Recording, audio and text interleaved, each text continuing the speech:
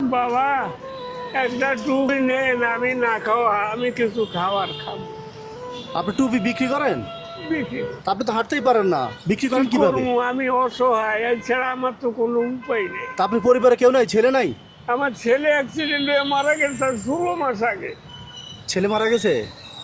বড় ছিল? বড়, এক সন্তানের বাবা। তারপরে দেখার মতো কেউ নাই? আমার দেখার মতো কেউ নেই। মেয়ের বাসায় থাকি এই পর্যন্তই। কি করে বাঁচবো? ওর বাঁচার তো কোনো পন্থা নাই। কিভাবে কাঁদতেছেন আপনি দেখি। চাচি আছেন? আছে কোথায়? বাসায়, মেয়ের বাসায়? মেয়ের। নিজে যা কামাই করি ওই এনজিওর কিস্তি দিই, বুড়ির ওষুধ এনজিওর কিস্তি মানে? কিস্তি কেন? ফুতের চিকিৎসা লাগে এনজিওর থেকে কিস্তি নিয়েছিলাম। কত টাকা খরচ হয়েছে?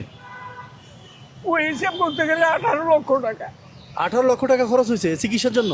4.5 বছর চিকিৎসা করাই। কি হয়েছিল? Hyundai accident. আমার বাপের বিড়া পানি সব শেষ, কিচ্ছু নাই। হ্যাঁ, মানে আপনার অবস্থা ভালো ছিল, ছেলের চিকিৎসার জন্য সব আমি টাকা শেষ। জাহাজে চাকরি করতাম। জাহাজে চাকরি করতেন? আনোয়ারুল বাহার, হ্যাঁ। আনোয়ার সাহেবের এই লালদিঘির বাড়ি, কোর্ট বিল্ডিং এর লগে আনোয়ার সাহেবের বাড়ি। ওই আনোয়ার সাহেবের জাহাজ চালাইছি সফিনা হামিদিয়া হ্যাঁ, আর আনোয়ারুল বাহার। মানে জাহাজ চালাইতেন আপনি? যে আমি ড্রাইভার ছিলাম, আমি 13 বছর চালাইছি। এখনো হতো বাগাই, কিছু করার ক্ষমতা আমার নাই।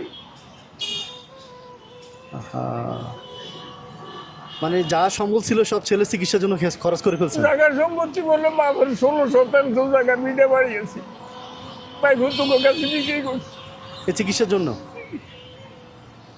তারপরে ভূতের হাত পুড়ে গেছে, লইয়া গেছে।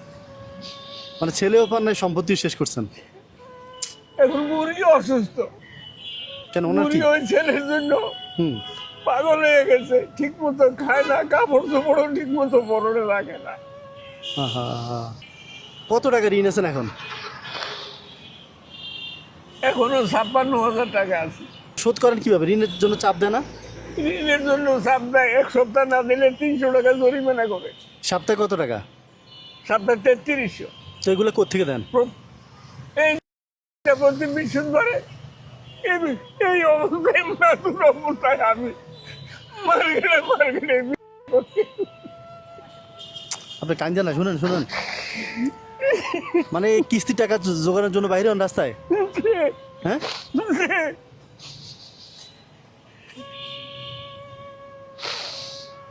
এখন বলেন কি করতে পারি আপনার জন্য? আমি দেখি আপনার জন্য কিছু করতে পারি নাকি? আমি দোয়া করবো, আমি ঋণের থেকে আমার মুক্তি করবো, আমার একটু সাহায্য করেন, আমি আপনাকে মুক্তার জন্য দোয়া করবো বাবা। আমি আর কি করতে পারবো? আমি তো লাগার না ভাবি কোনে যান, আমি কি করতে পারবো? মানে 56,000 টাকা হইলে হবে আপনার নাকি? হ্যাঁ, এই ঋণটা সুন্দরী, আমার আর কিছু দরকার নেই। আমি মরিয়ে গেল, আমার কোনো দুঃখ থাকবে না। এখন শুনেন, 56,000 টাকা ইনশাল্লাহ দেখে আমি কি করতে পারি। ইনশাল্লাহ হয়তো আমি আপনার 56,000 টাকা ম্যানেজ করে দিব। আলহামদুলিল্লাহ। ঠিক আছে? আমি তো মনে করবো আল্লাহ পাক কোনো রহমতের ফেরেশতা নামাই দিছে।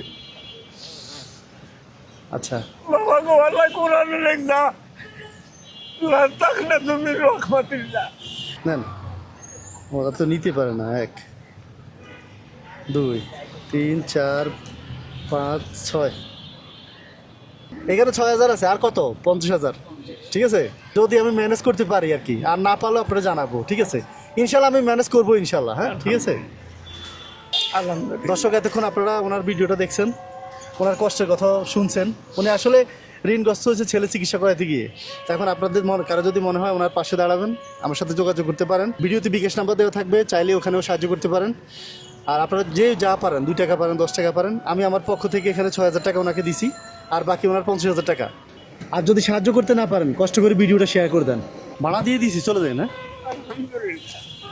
এখন পরবর্তীকাল তুমি দেখছো মাওলা, মাওলা গো, তুমি দেখছো তোমার বান্দারে তুমি কাজ করো। এটা দিয়ে বাস ভাড়া দিয়ে যান।